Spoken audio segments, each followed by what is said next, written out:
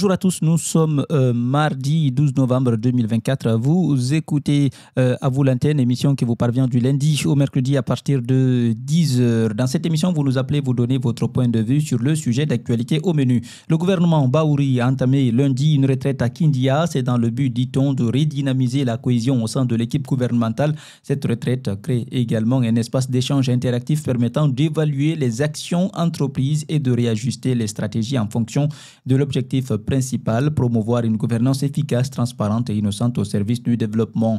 Que vous inspire cette actualité? Deux numéros sur lesquels vous pouvez nous joindre, 620 70 70 52 ou au 660 94 90 74. Alors, bien avant de parler de ce sujet, nous avons un invité au bout du fil et c'est Oumar Sano. Il est le troisième vice-président du Parti Bloc libéral. Oumar Sano, bonjour. Bonjour et bonjour à tous. Alors, je précise que vous êtes en ce moment le président par intérim du BL, Faya Milimono étant en déplacement à l'étranger. Alors, avant de parler de ce sujet, Monsieur Sano, vous avez échangé avec la mission de l'ONU qui séjourne actuellement en Guinée il y a quelques jours. Qu'est-ce qui a filtré de vos échanges? Merci de m'avoir donné l'opportunité de m'exprimer par rapport à ces sujets importants qui sont aussi importants par rapport à cette phase transitoire. Évidemment, notre coalition a été représentée par M. Ahmed Keita, qui a participé au nom de la coalition à la rencontre de la mission onusienne avec les acteurs sociopolitiques du pays. Et les questions étaient centrées sur le retour à l'ordre constitutionnel, à savoir le système électoral, l'évaluation du système électoral. Vous conviendrez avec moi que la Guinée, depuis son existence, depuis 1958, a connu tous ces problèmes. Le système électoral guinéen est faible. Parce que si nous voulons aller au retour si nous voulons vraiment une transition réussie, l'élément le plus important, c'est l'organisation des élections dans la plus grande transparence, une élection apaisée, un retour à l'ordre conditionnel sera au plus efficace et accepté de tous par les acteurs. Donc la mission portait sur ça et en tant que coalition représentée par M. Ahmed Keita a posé ses inquiétudes aujourd'hui. Et vous souviendrez, les autorités de ce pays, c'est-à-dire la transition de CNRD, avait dit au peuple de Guinée, à la communauté internationale et nationale, que nous irons au référendum d'ici la fin de cette année. Mais concrètement, vous le savez mieux que moi, rien n'est fait pour ça. Il n'y a pas de fichier. Et aujourd'hui, toutes les compétences de la CENI sont renvoyées au MATD, le ministère de l'Administration. Et quiconque parle d'organisation d'une élection dans un pays parle des lois. Il y a ce qu'on appelle les lois électoraux. Il y a ce qu'on appelle la Constitution. Il y a ce qu'on appelle l'organisation, l'instance même qui est chargée d'organiser ces élections. Si cet organe n'est pas bien préparé, n'est pas mieux outillé, je suis sûr que ça peut avoir des faiblesses. Donc à date, vous doutez... Pour dire que nous voulons aller aux élections. À date, vous doutez de la tenue du référendum? Que ce soit les élections communales, que ce soit les élections législatives, il faut vraiment nous aider. Il faut que cette mission, les institutions internationales, les partenaires de la Guinée, aident la Guinée à avoir un système électoral fiable comme le Ghana, fiable comme le Sénégal. Et vous souviendra, nous sommes de ceux qui pensent que ce n'est pas un problème de CENI, c'est un problème de système parce qu'à Dakar, les élections sont toujours organisées par le ministère de l'Intérieur. Mais combien de fois le Sénégal a connu l'alternance? Est-ce que c'est un problème d'institution? Alors, Oumar Sano, oui. Bien avant même l'arrivée de cette mission de l'ONU, votre coalition avait fait des propositions pendant les concertations nationales. Est-ce que ces propositions-là, plusieurs années après, ont été prises en compte? Je crois que certaines recommandations venues de notre coalition, la CPR, ont été prises en compte. Mais ce qu'on constate et ce qui est alarmant, les choses n'ont pas en train d'être bougées, les choses n'évoluent pas. C'est ce que je viens de dire. Il appartient, et vous souviendra qu'à l'issue des assises, il a été dit que la transition doit durer à un délai bien déterminé. Mais le CNRD a pris un accord avec la CEDEAO, une organisation qui est sous-régionale, pour dire que nous sommes là d'ici la fin de cette année 2024, 31 décembre 2024. Mais concrètement, de vous à moi en tant que journaliste, rien ne bouge sur le plan politique, rien ne bouge sur le plan social. La Guinée n'a pas cette capacité aujourd'hui d'organiser le référendum d'ici le 31 décembre 2024. C'est impossible. Soyons sérieux là. Alors, Oumar Sanoh, c'est pas possible. Légalement, ce n'est pas possible. Alors, Oumar Sanoh, depuis le début de cette transition, le bloc libéral a eu une position jugée conciliante avec les militaires au pouvoir. Alors, plusieurs années après, est-ce que cette position a changé? Cette position n'a pas changé parce que nous sommes dans une dynamique. Nous avons été le premier parti qui avait combattu le troisième mandat du professeur Alpha Condé. Et à partir du 5 septembre, nous avons vu un changement à la tête de notre pays, une nouvelle équipe qui est venue, qu'on appelle CNRD. On s'est dit, c'est des jeunes, et au lieu de les combattre, il faut les aider. Il faut les aider pour qu'on ait une transition apaisée, il faut toujours tirer les leçons du passé. Parce qu'à l'époque, moi, je n'étais pas politique. Je venais de finir l'université au temps de capitaine Moussa Dadis. De quoi les gens ont mis le pied sur l'accélérateur, il faut aller aux élections, Et pourtant, le président Dadis avait pris le pouvoir après 24 ans du régime civilo-militaire. Toutes les institutions étaient en faillite. Donc, à l'époque, on s'était dit qu'il faut prendre le temps, analyser la situation pour ne pas qu'on répète les mêmes erreurs. Parce que la folie, c'est répéter la même chose et avoir les mêmes résultats. On s'est dit, cette fois-ci, il faut tirer les leçons du passé pour avoir une transition réussie. C'est ce qui nous a amené à dire que nous saluons et nous prenons acte du coup d'État et nous sommes disposés à faire des propositions, nous sommes disposés à donner des conseils, nous sommes disposés à donner nos avis sur des questions qui préoccupent aujourd'hui notre pays. Alors, est-ce qu'aujourd'hui, à l'allure où vont les choses, est-ce que vous regrettez d'avoir adopté cette position? Bon, nous ne regrettons pas d'avoir adopté une telle position dans la mesure où nous sommes dans la dynamique pour qu'il y ait une transition apaisée parce que tout n'est pas politique dans un pays. Depuis l'arrivée du CND au pouvoir, moi en tant que vice-président, j'ai sillonné 87% des sous-préfectures de ce pays. J'ai fait les 33 préfectures de ce pays. Et partout où j'ai été avec la mission, j'ai été dans les postes de santé, dans les centres de santé, j'ai été dans les écoles, dans les districts.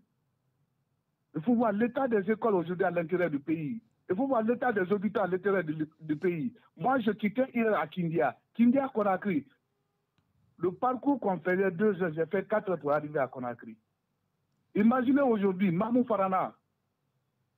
C'est vrai qu'un gouvernement de transition, comme certains de nos amis le disent, ne sont pas là pour développer un pays, mais il est question de résoudre certains problèmes qui sont urgents. On aura l'occasion de parler de ce sujet. Oumar Sanoh, le bloc libéral a été placé sous observation, de même que l'UFDG, le RPG et 64 autres partis politiques. Quels sont les critères que le bloc libéral particulièrement n'a pas remplis? Je crois d'abord cette évaluation institutionnelle des partis politiques. Nous avons été l'un des partis qui a salué cet exercice.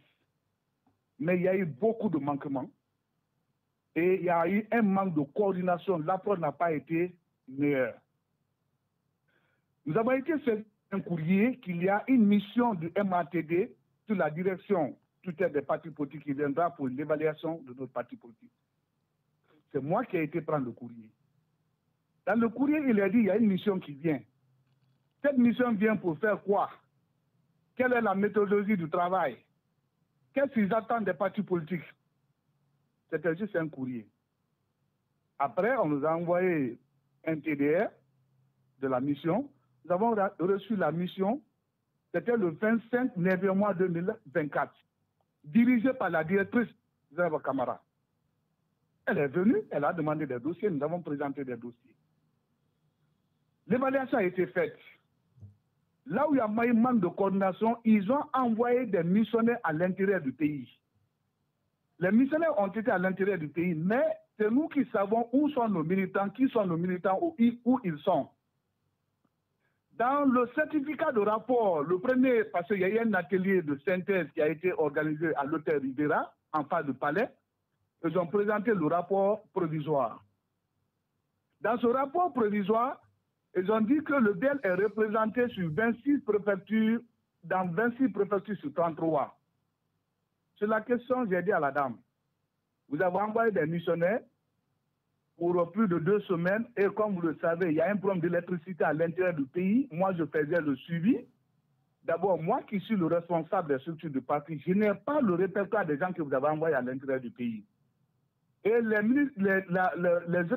administrations territoriaux, c'est-à-dire les administrateurs territoriaux, les préfets, les sous-préfets, les maires, je conduisais mes responsables à aller prendre les nouvelles si la délégation est arrivée là-bas. Parfois, j'ai eu des numéros à travers certains amis des partis qui ont déjà été évalués. On m'a donné des numéros. Vous appelez le numéro ne passe pas. Sur ça, ils ont dit, non, le BEL est représenté sur 26, et sur les 33 préfectures, nous avons une représentation de 25. Ça, c'est un premier problème. Regardez encore, depuis la création du BEL, le BEL est créé le 11 février 2013. Dans le rapport provisoire, ils disent que le BEL a participé à 3 élections présidentielles sur 6. Bon sang. De 2013 à 2024, est-ce que la Guinée a connu 6 élections présidentielles? Regardez encore un élément qui est factuel. Ils disent que le BEL a participé à 2 élections législatives sur 4. Depuis notre création, le pays a connu 2 élections législatives. Est-ce que les manquements que vous êtes en train...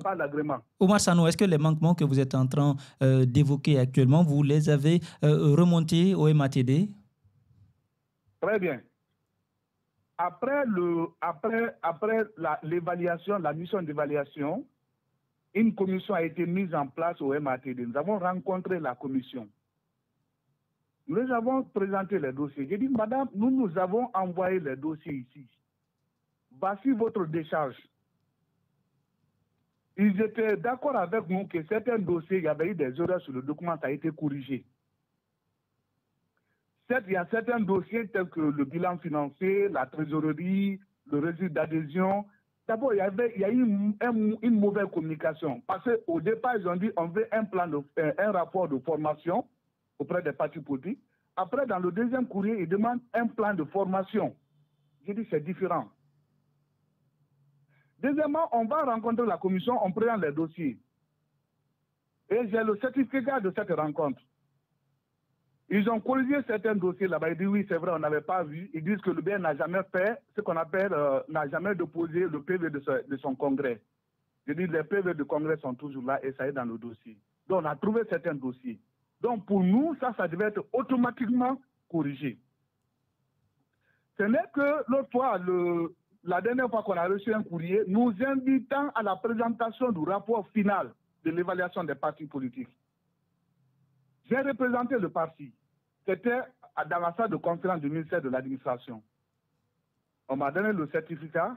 Je revois encore les mêmes manquements que nous avons déjà corrigés auprès du MATD. Alors, Oumar Sanogo, manque de coordination. La mise sous observation. La mise sous observation, c'est pour 3 mois. Le rapport d'évaluation des partis politiques a été rendu public il y a plusieurs semaines également. Et depuis, comment le parti Bloc libéral fonctionne? À ce niveau, il ne faut pas apporter une précision. Au cours de la présentation du rapport final, le monsieur, un certain M. Diallo, si je ne me trompe pas, qui a présenté le cas juridique, avait dit qu'après la présentation du rapport final, à partir du mois de novembre, une notification sera envoyée à ces partis politiques pour que les partis politiques là travaillent à se mettre en conformité dans les 90 jours, parce que la loi prévoit 90 jours pour que nous soyons dans la conformité. Mais depuis lors, nous n'avons pas reçu de notification. Et nous, en tant que républicains, en tant que structure légalement constituée, nous avons mis une commission qui est en train de réunir les dossiers qui ne sont pas au complet, afin que nous attendons la notification pour compléter ces dossiers. Nous sommes dans la dynamique là.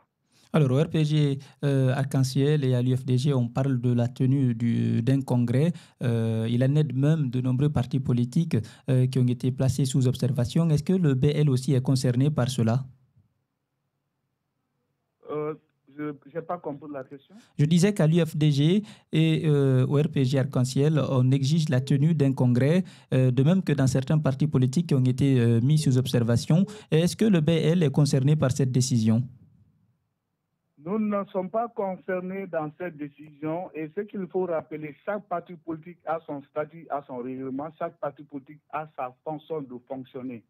Nous, au BL, le congrès est tenu à chaque 5 ans. Le premier congrès a été tenu en 2015 et le deuxième congrès a été tenu en 2020.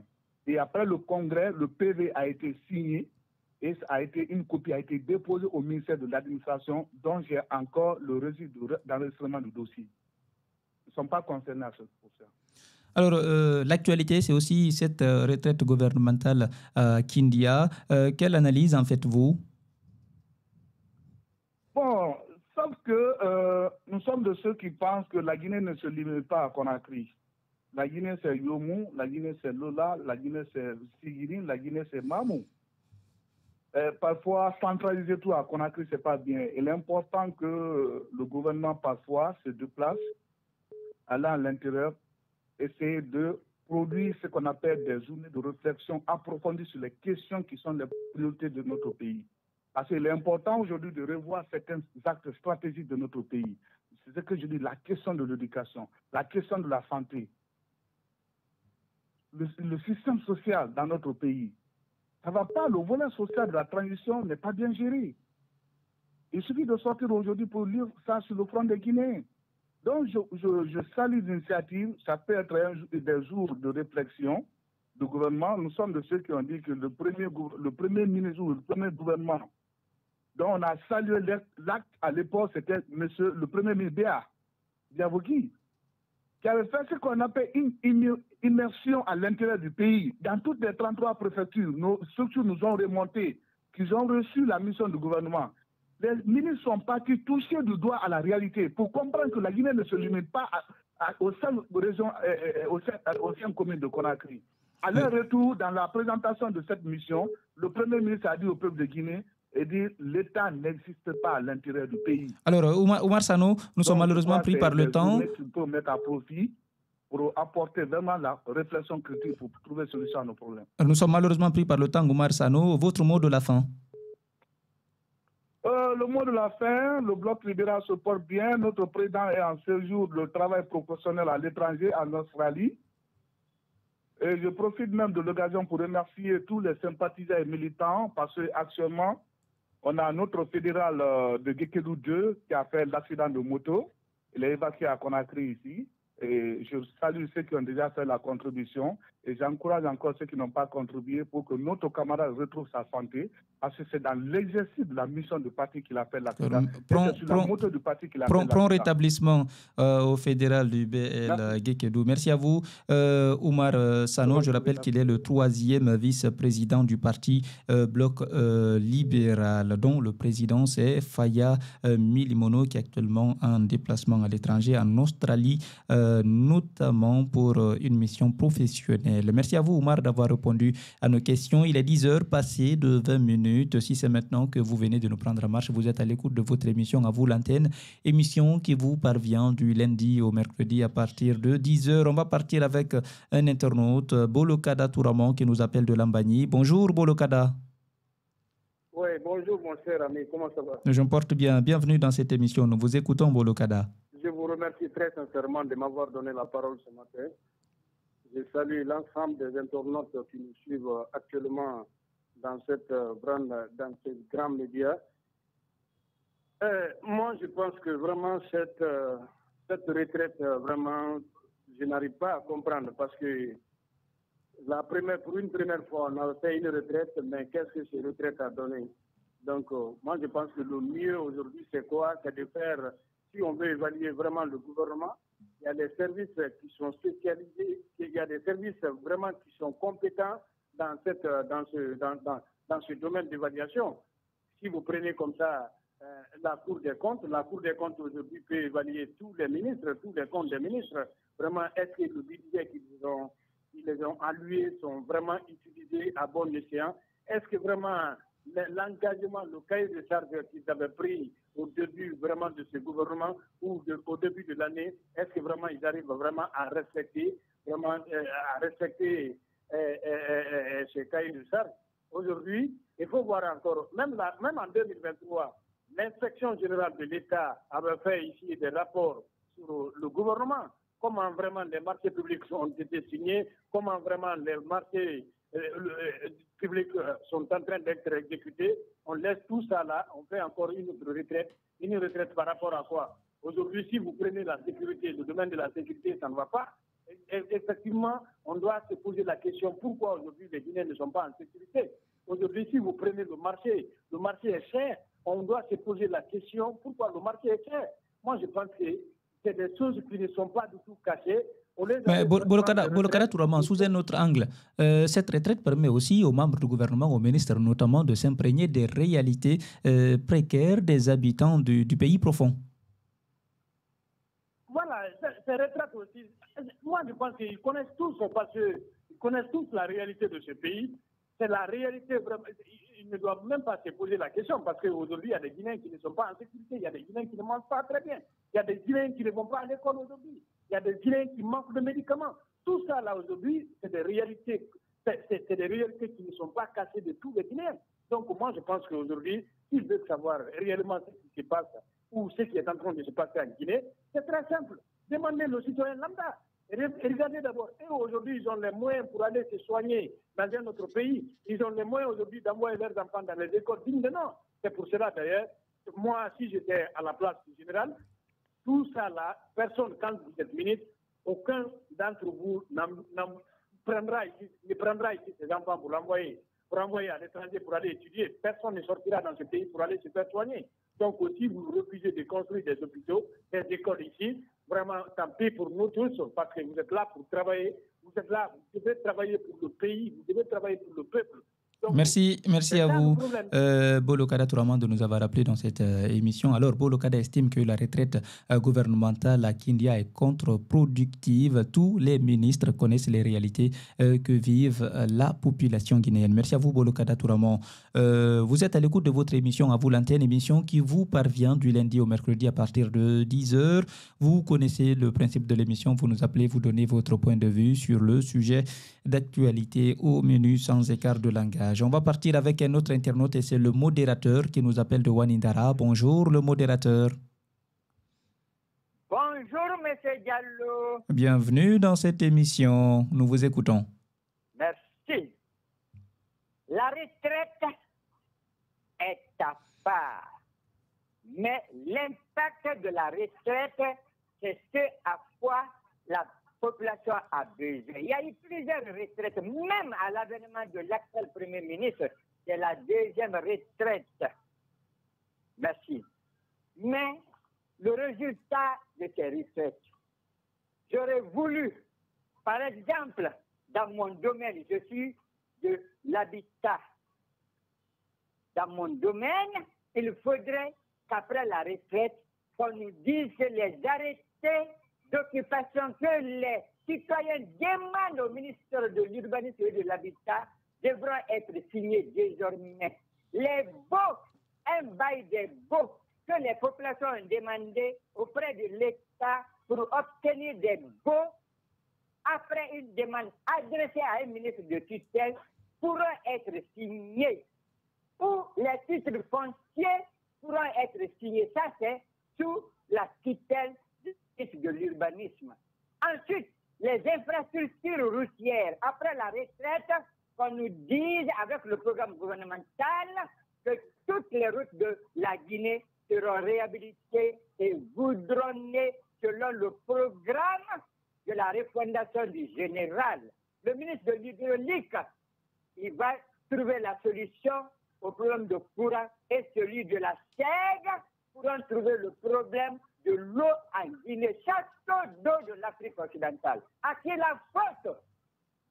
À bon entendeur, salut. Merci à vous, le modérateur. J'espère que votre message est tombé dans de bonnes oreilles. 10 heures passées devant 6 minutes, plus que quelques minutes nous séparent de la fin de cette émission. 2 numéros sur lesquels vous pouvez nous joindre pour participer à cette émission: 620 70 70 52 ou aussi 160 94 90 74. Le gouvernement Bahouri a entamé une retraite à Kindia. C'est dans le but, dit-on, de redynamiser la cohésion au sein de l'équipe gouvernementale. Cette retraite crée également un espace d'échange interactif permettant d'évaluer les actions entreprises et de réajuster les stratégies en fonction de l'objectif principal: promouvoir une gouvernance efficace, transparente et innocente au service du développement. Que vous inspire cette actualité? Appelez-nous au 620 70 70 52 ou au 660 94 90 74. Si c'est maintenant que vous venez de nous prendre en marche, vous êtes à l'écoute de votre émission À vous l'antenne, émission qui vous parvient du lundi au mercredi à partir de 10h. Le principe de l'émission: vous nous appelez, vous donnez votre point de vue sur le sujet d'actualité. Au menu, 2 numéros sur lesquels vous pouvez nous joindre: 620 70 70 52, 660 94 90 74. Au menu de cette émission ce mardi, le gouvernement Bahouri a entamé lundi une retraite à Kindia. C'est dans le but, dit-on, de redynamiser la cohésion au sein de l'équipe gouvernementale. Cette retraite crée également un espace d'échange interactif permettant d'évaluer les actions entreprises et de réajuster les stratégies en fonction de l'objectif principal. On va partir avec un autre internaute et c'est Victor Kamano qui nous appelle de Kipé. Bonjour Victor. Bonjour mon frère, bonjour à l'équipe du jour, bonjour à tous nos fidèles auditeurs. Bienvenue dans cette émission Victor, nous vous écoutons. Merci, c'est un plaisir de partager. C'est par rapport à la retraite déjà planifiée par le gouvernement, par le biais du Premier ministre du 11 au 13 de ce mois, et que le lieu déjà c'est au camp Samouria. Et au préadit, le camp Samouria, c'est un camp dans les temps qui était déjà sous le programme des bérets verts, qui était pour le galopant des chevaux, et puis encore entretenu, dont le commando Farah était là avec la promotion chinoise. Donc, le lieu de rencontre avec le nouveau gouvernement est ciblé, c'est bon. Mais au fait, je ne sais pas pour quel contenu réel, d'après ce qui a été présenté. C'est un entretien de renforcement des liens d'amitié entre les membres du gouvernement. Officiellement, c'est pour promouvoir une gouvernance efficace, transparente et innocente au service du développement. Ok, au service du développement, et c'est bien dit. Et au fait, je me tiens déjà 3 premiers ministres. Je me souviens du Premier ministre Biaoudi qui avait fait la retraite aussi dans la préfecture de Forikaria. Au retour, et qu'est-ce qui a donné réellement? Donc, nous comparons cette première rencontre, l'entretien avec les membres du gouvernement, et nous sommes sur la 2e étape d'entretien, cette fois-ci avec un nouveau gouvernement, et toujours 9 mois à l'arrivée du Premier ministre Bahouri. Mais quel est le vrai problème qu'on doit s'atteler? C'est le problème de la population guinéenne. Et si le gouvernement pense déjà sur une orientation et qui est renforcée rien que pour une orientation, mais qu'on trouve dedans que trop sur le lien de liaison entre les gouvernants et qui sont en train de gérer cette population. J'aimerais que les thématiques réelles soient centrées. Problème de santé, l'insécurité qui bat et qui est si important, raison pour laquelle que moi je suis en train de un peu me paniquer par rapport à cette allée pour ne pas réellement que le retour soit aussi plus compliqué et que par les cas passés avec le gouvernement de Biaoudi et qu'on sait déjà réellement ce qui est actuellement, c'est un doute qui s'installe.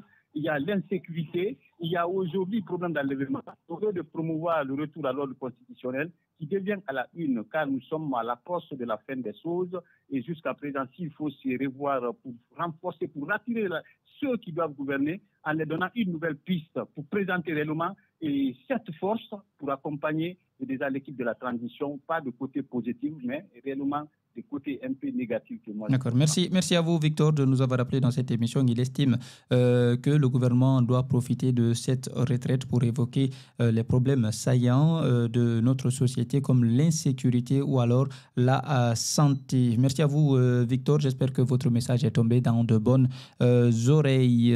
Plus que quelques minutes nous séparent de la fin de cette émission. Appelez-nous et donnez votre point de vue au 620 70 70 52 ou aussi 160 94 90 74. Le gouvernement Baouri a entamé lundi une retraite à Kindia. C'est dans le but de redynamiser la cohésion au sein de l'équipe gouvernementale. Cette retraite crée également un espace d'échange interactif permettant d'évaluer les actions entreprises et de réajuster les stratégies en fonction de l'objectif principal qui est de promouvoir une gouvernance efficace. On va prendre le dernier internaute et c'est Afiziou qui nous appelle de Kapororaï. Bonjour Afiziou. Bonjour monsieur Ibrahim, vous allez bien? Je me porte bien, bienvenue, nous vous écoutons. Merci beaucoup de m'avoir donné l'opportunité de m'exprimer sur ce sujet. Je pense bien que le retrait gouvernemental à Kindia, c'est très important. Parce que des fois, ils peuvent se rencontrer, voir qu'est-ce qu'ils peuvent faire pour l'avenir de ce pays. Est-ce que vous voyez, il y a de ces problèmes, il y a de ces problématiques qu'ils doivent discuter entre eux. Est-ce que vous voyez? Parce que si ils se voient, c'est hors de Conakry, et il y a la réflexion. Ils peuvent voir quel angle qu'il faut aborder tel ou tel problème, quel angle qu'il faut aborder dans le cadre de trouver des solutions aux problèmes qui les sont posés. Parce que n'oubliez pas, la problématique de la gouvernance en Guinée est un peu vague. Donc, ils doivent se rencontrer. Et moi, je ne vois pas, en tout cas, moi, j'apprécie, c'est quelque chose que j'apprécie très, très, très, très bien. Alors, Afiziou apprécie la retraite gouvernementale à Kindia. Ils doivent se retrouver pour discuter des problèmes qui minent le développement de notre pays. Merci à vous, Afiziou, de nous avoir appelé dans cette émission. À vous, l'antenne. D'ailleurs, nous arrivons au terme de cette émission qui vous a été présentée par Ibrahim Assouri Diallo et réalisée par Aïssatou Korka Diallo. A été à la régie Abdoulaziz Traoré et Germain Niami. On se reprend demain pour un autre numéro de À vous, l'antenne. Portez-vous bien.